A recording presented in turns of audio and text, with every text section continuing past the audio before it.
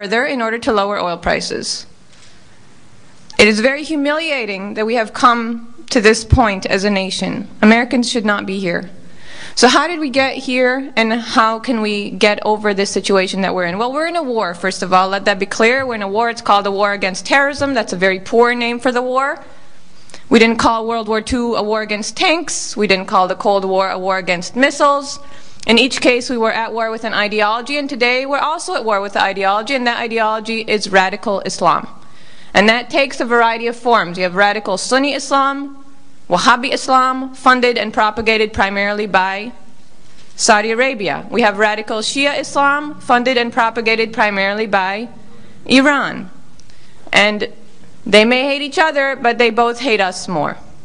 Now, we're in a very peculiar situation here because for the first time in our history, other than the Civil War, we're fighting a war and we're paying for both sides. You cannot win a war as long as you're paying for the other side.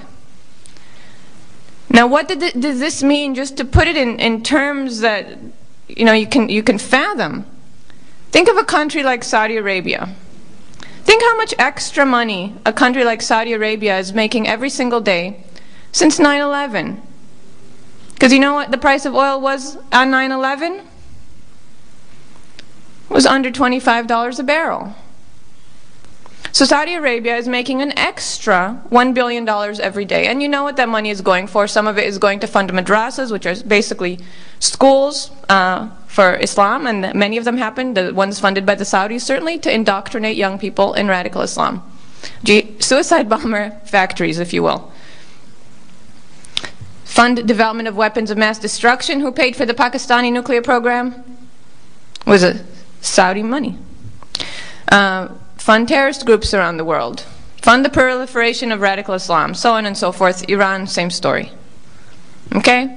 So we're not going to win this war as long as we're paying for the other side. And if we look at our economy and what's happening right now to our economy, it's very closely tied to what's happening in the global oil market. Because the transfer of wealth that's occurring now, the bleeding of our economy, is unprecedented in history. And we, keep in mind, have a very high per capita income. This country, I think, has a $40,000 per capita income. Think of what this massive transfer of wealth means for the poor countries of the world. Countries in which people earn $2 a day. Think of what $120 a barrel oil means to them. So we're seeing an unprecedented transfer of wealth from the world's poorest people to the world's richest people. It is OPEC that is basically looting the rest of the world. This year, the United States and other countries will send OPEC countries more money than United States taxpayers send our own Department of Defense. Just keep that in mind. Now, why are we in this situation? Well, first of all, there are a lot of different political statements that have been made lately about ways to get out of this situation, and we'll deal with them later. But first, let's talk about the numbers. Including everything, drill anywhere you want, this country has just over 3% of world conventional oil reserves. We account for a quarter of global oil demand. During the Arab oil embargo, you know how much oil we imported? We imported about 30% of our oil. You know how much we import now?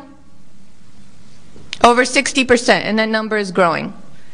Now, we say dependence on foreign oil essentially means dependence on oil, period. Why? Because oil is a fungible commodity. What does that mean?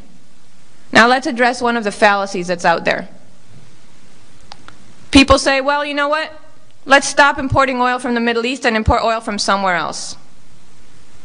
Will that make a difference? No, it will not, because the oil market is a global market. Oil is a fungible commodity. Let's talk about what this means. Think of the oil market as a swimming pool.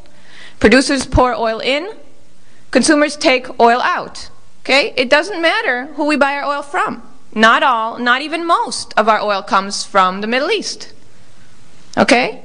We could decide tomorrow we don't want to buy from the Middle East, we want to buy from somebody else. What would happen? Someone else would buy that oil, right? The Chinese would buy that oil, we'd buy from different suppliers.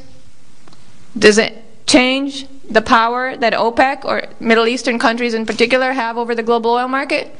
No, it does not. The only way to change the situation is to reduce the draw, the amount of oil that you pull out of that pool. And you need to do that in a way that doesn't hurt consumers or industry and doesn't intervene more than absolutely necessary in the market. But the fundamental issue, and we need to define what is the problem we're trying to solve. The fundamental problem here is the strategic value of oil. Oil is not just another commodity.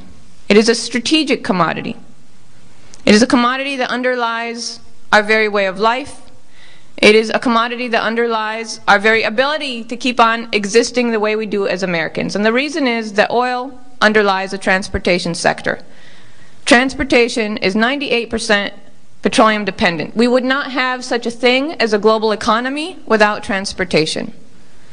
Okay, now you often hear politicians say things like solar, wind, nuclear power. Only we'll build more nuclear power plants. That will end our dependence on foreign oil. How many of you have heard any of this?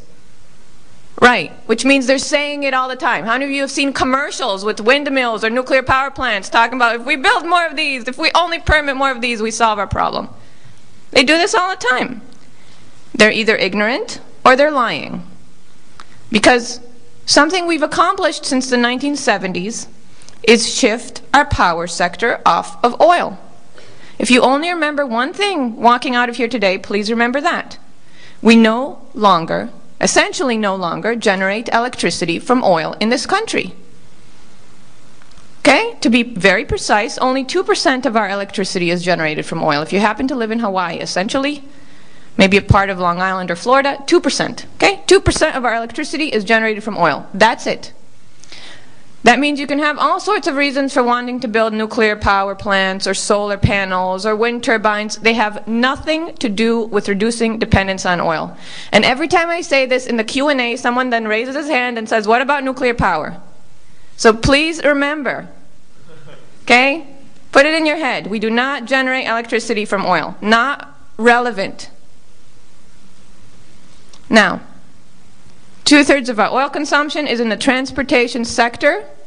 Mostly that's cars and trucks. Let's talk about the strategic value of oil. What does it mean that a commodity is a strategic commodity? Well, let's say that something happens to the world's cornflake supply and you really like cereal.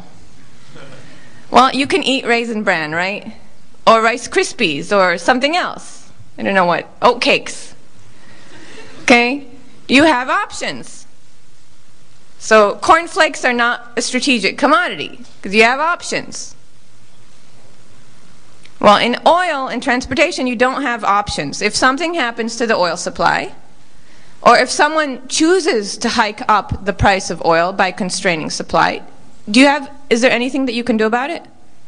No, I mean, you can constrain yourself, you can drive less, you can make your life more limited, but other than that, you don't really have options. And that and the fact that we need oil to run our lives is why oil is a strategic commodity. Now let's look back to history at an example of another strategic commodity. And those of you, how many of you were in California when I spoke at the Radical Islam Conference? Just a couple. You may be aware of this, but if you are paying attention in your history classes and if your history teachers were any good, but there was there was another strategic commodity in history. There were several ones, but one particular one was salt. Okay, salt was a strategic commodity. Wars were fought over salt.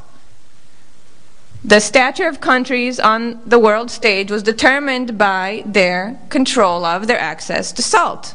Why? Because salt was used to preserve meat, to preserve food. Okay, you had all these banana republics that none of you, and probably me, couldn't name, that were major factors on the world stage because they had a lot of salt. Now, do we import any salt? Does anyone know? How much salt do we import? If we